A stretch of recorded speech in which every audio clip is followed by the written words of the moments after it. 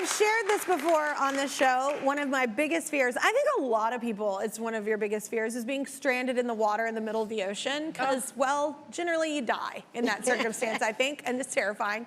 But it actually did happen to our next guest right here in Southern California. And miraculously, he lived to tell the tale, or it'd be weird because he wouldn't hear. Let's welcome Scott, everybody. So you met everybody in the break. How did you end up in the middle of the ocean? Just so I'm making a list of what not to do. Yeah. Well, I'm a commercial sea urchin diver by trade. Okay. And so I was on my boat. I'm headed out towards Santa Cruz Island, and I'm getting out there, and you know the weather's getting a little crappier, and I'm just like in a really bad mood, and just decided, no, I'm gonna turn around. I'm gonna go home. And so I turn around, I'm headed home, and I'm like, I don't know, maybe 9 or 10 miles offshore from the Channel Islands Harbor, and I got a call from a friend. And so I had slowed the boat down and just kind of left it in gear into a slow idle, and I'm talking on the phone. And I hung up the phone, and I was about ready to head back towards the harbor, and I received another call, nature. So gotta answer. Okay. You gotta answer. So here I am standing on the starboard side of my vessel, and the boat does this big rock and roll, and I stepped on something on the deck, and there I go into the drink. Oh. And at this point, I didn't realize the boat was in gear. And so I'm like mad at myself, like I fell in the water, like, and I'm like, okay, and I turn around to go get back on the boat, and here it goes, off sailing into the sunset, and my first thoughts were like, really? This is how I'm gonna die? Yeah. And I was like, oh my gosh.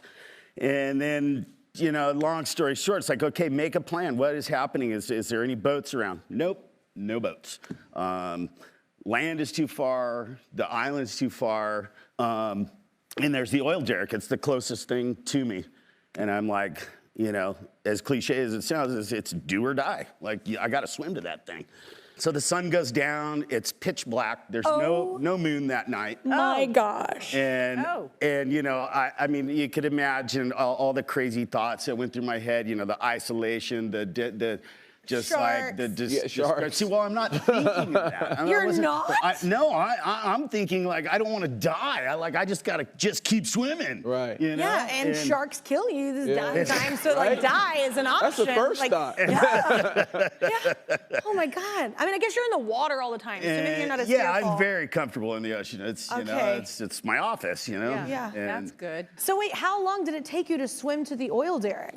You know, it's just a rough guesstimate. But, you know, the sun went down, and by the time the Coast Guard was called, they're getting like 4 to 5 hours.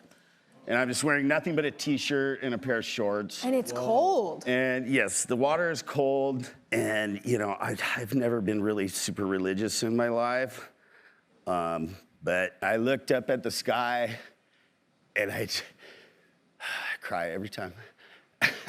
And I looked up and I said, God, you know, I'm sorry for all these stupid human things I did in my life, and I hope that you can forgive me. And it wasn't about me anymore. I asked him, I said, will you please take care of my family? Yeah. And my kids. And oh, we need to give him a hug. Wait. Yeah, like a group hug, like a group hug, like a group hug. And a tissue. Here you go. Here you go. Yeah. Wow. Hey, you're here. I'm like, you're here. And then I just like hear this sound, this like rum, rum, rum, rum, rum, rum, rum. And I'm like, what is that? And I kind of snap out of it, and I'm 500 feet from the oil derrick. Oh, wow. And I'm like, I'm here. I actually did this. I made it. So when you get there, so when you get there, you have to, like, because mind you, I know what happened after this whole experience. Your body is worn out. Yes. Like way past Absolutely. what normally should be happening. So you're having to climb the ladder, and then you get up there, and you just run into humans. Yeah, my whole body locked up, and I eventually found the guys that were working on the derrick. They had a medic on board.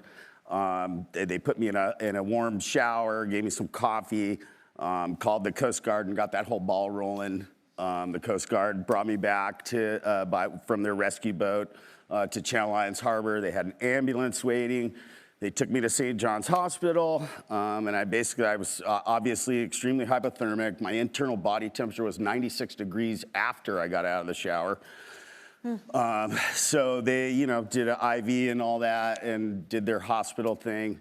And at 6 in the morning, the doctor came in and was like, "Hey, Mr. Amazing, you're going to be just fine, and you can go home." And I was like, "Well, I don't feel real amazing, but thanks, doc." Yeah.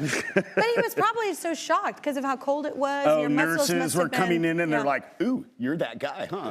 And like, What would you? I mean, is this? I'm not alone. This is a worst fear for you, right? I'm not alone. I don't care for the ocean. Yeah, I mean, and you saw the Bodyguard, so I don't do nervous. boats or water. I mean, it's kind of made for that. I love that though.